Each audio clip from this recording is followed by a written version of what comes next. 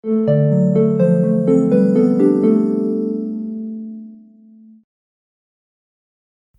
And welcome to the world wide post. दोस्तों, India China Tibet को लेकर बड़ी खबर निकल कर आ रही है। चाइना और तिब्बत का मसला एक पुराना पॉलिटिकल इशू है जो फिर से हेडलाइंस में आ चुका है। ये 20वीं सेंचुरी में ना ये इशू बहुत ज्यादा इंपॉर्टेंट हो चुका था, बहुत ज्यादा फेमस हो चुका था, लेकिन वक्त के साथ धीरे धीरे ये ठंडा पड़ गया है। लेकिन अब अचानक से ये दोबारा उठ चुका है। आज हम बात करेंगे तिब्बत की हिस्ट्री, इंडिया का रोल और रीजन डेवलपमेंट्स के बारे में।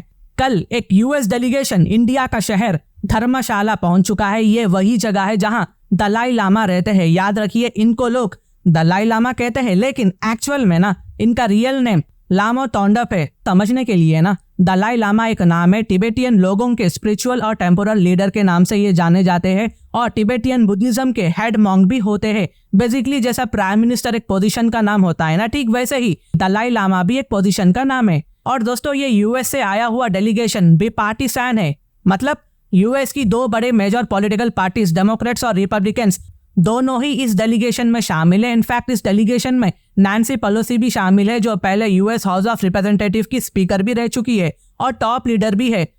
और दोस्तों, वैसे भी आप जानते होंगे कि नैन्सी पेलोसी ने अपने टेन्योर के दौरान ताइवान का भी विजिट किया था, जिसके चलते चाइना बहुत ज्यादा नाराज हो गया था। अब अगेन ये तिब्बत के दलाई लामा से मिल रही है, जिसके चलते ये चाइना को और भी ज्यादा नाराज कर देगी। पहले इस डेलीगेशन ने तिब्बत गवर्नमेंट इन एक्साइल के ऑफिशियल से मुलाकात किया, जो इंडिया के धर्मशाला रीजन में मौजूद है। उसके बाद ये तिब्बत पार्लियामेंट को गई। आज ये यूएस डेलीगेशन दलाई लामा से मिली है। यहाँ पर आप तस्वीरें देख सकते हैं, हिंदुस्तान टाइम्स ने पब्लिश किया है। फोटोज ब्लर है। मैंने दूसरे आर्टिकल्स भी देखे थे, लेकिन अभी के लिए कहीं पर भी फोटोज क्लियर मौजूद नहीं है। बट यहाँ पर है, लेकिन थोड़ा सा ब्लर है। पर आप यहाँ देख सकते हैं कि नैन्सी पेलोसी बैठी हुई है, सामने दलाई लामा है। यूएस डेलीगेशन दलाई लामा के साथ इंटरैक्ट कर रहा है। पर आपके दिमाग में ना एक क्वेश्चन आ रहा होगा कि ये सब अभी क्यों हो रहा है, क्या वजह हो सकती है?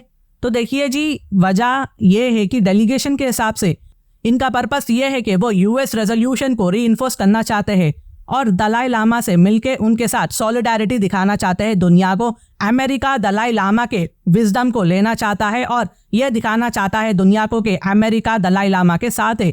ऐसा इसलिए है क्योंकि इस साल यूएस कांग्रेस ने ना एक नया लॉ पास किया है जो रिजॉल्व तिब्बत एक्ट कहलाता है। ये लॉ चाइना पर प्रेशर डालने में काम आएगा कि वो तिब्बतियन ऑफिशियल्स के साथ बातचीत करे और इस इशू को सॉर्ट आउट करे। ये लॉ तिब्बतियन इंडिपेंडेंस नहीं मांगता, लेकिन बल्कि ज्यादा ऑटोनॉमी की बात करता है। चाइना इस विजिट से ऑब्वियसली खुश नहीं है। उन्होंने क्रिटिसाइज किया है कि यूएस किसी भी फॉर्म में तिब्बतियन ऑफिशियल्स के साथ कांटेक्ट ना करे। चाइनीज ऑफिशियल कहते हैं कि दलाई लामा सिर्फ एक रिलीजियन फिगर नहीं बल्कि एक पॉलिटिकल एक्साइल है जो एंटी चाइना सेपरेटिस्ट एक्टिविटीज में इन्वॉल्व है। दोस्तों, अगर हम ये सब की बात कर रहे हैं तो तिब्बत की भी हिस्ट्री जानना जरूरी है। मैं इजीली सरल भाषा में समझाता हूँ क्या है। तिब्बत की हिस्ट्री को समझने के लिए ना हमें थोड़ा सा पीछे जाना पड़ेगा। पहले जमाने में तिब्बत एक इंडिपेंडेंट रीजन हुआ करता था, लेकिन 1950 में चाइना ने इस पर कंट्रोल ले लिया था, जिसके चलते मजबूरन दलाई लामा और उनके फॉलोअर्स को एक्साइल में जाना पड़ा। तब से लेकर आज तक दलाई लामा एक पीस और ऑटोनॉमी को एडवोकेट करते हैं। इंडिया का रोल इस इशू में बहुत ज्यादा सिग्निफिकेंट हो जाता है। 1959 में जब दलाई लामा और उनके फॉलोअर्स इंडिया आए थे तो इंडिया ने उन्हें पॉलिटिकल असाइलम दिया, धर्मशाला को उनका होम बनाया, जहां से आज तक वो तिब्बत की गवर्नमेंट इन एक्साइल ऑपरेट करते हैं। भारत ने हमेशा से तिब्बत के कल्चरल और रिलीजियस हेरिटेज को सपोर्ट किया था और उनके साथ सॉलिडारिटी दिखाई। और दोस्तों, ऐसे कई सारे रीजन है जिसके चलते चाइना ने ना इंडिया की टेरिटरी के साथ साथ तिब्बत के मसले को लेकर भी इंडिया पर अटैक किया है। रिसेंट ईयर्स में इंडिया और यूरोप यूनियन ने भी इस इशू पर ज्यादा एक्टिव हो गया, ज्यादा तवज्जो दिखा इस पर। पिछले हफ्ते इंडिया ने प्लान किया था कि तिब्बत के कुछ जगहों के नाम हिस्टोरिकल इंडियन नेम्स पे रीनेम किए जाएंगे। यूरोप यूनियन की डेलीगेशन ने भी तिब्बत का विजिट किया था और वहां ह्यूमन राइट कंसर्न्स को भी हाईलाइट किया। दलाई लामा जो अब 88 साल के हो चुके हैं, तिब्बत मूवमेंट के सबसे बड़े विजिबल सिंबल है। इनके बाद फ्यूचर लीडरशिप का सवाल भी अनरिजॉल्व है कि इनके बाद कौन आएगा। दलाई लामा ने अब तक रीइंकार्नेशन के बारे में कुछ डिसाइड नहीं किया है, यानी इनके बाद अगला कौन दलाई लामा होगा, जबकि चाइना ने अपने खुद के दलाई लामा को अपॉइंट करने की पूरी प्लानिंग कर रहा है। दोस्तों, तिब्बत का इशू एक ह्यूमैनिटेरियन और मोरल कॉज होने के साथ साथ चाइना पर प्रेशर डालने का एक टूल भी है। शिंजियांग और हांगकांग के कंपैरिजन में तिब्बत का रिकॉल वैल्यू ज्यादा होगा।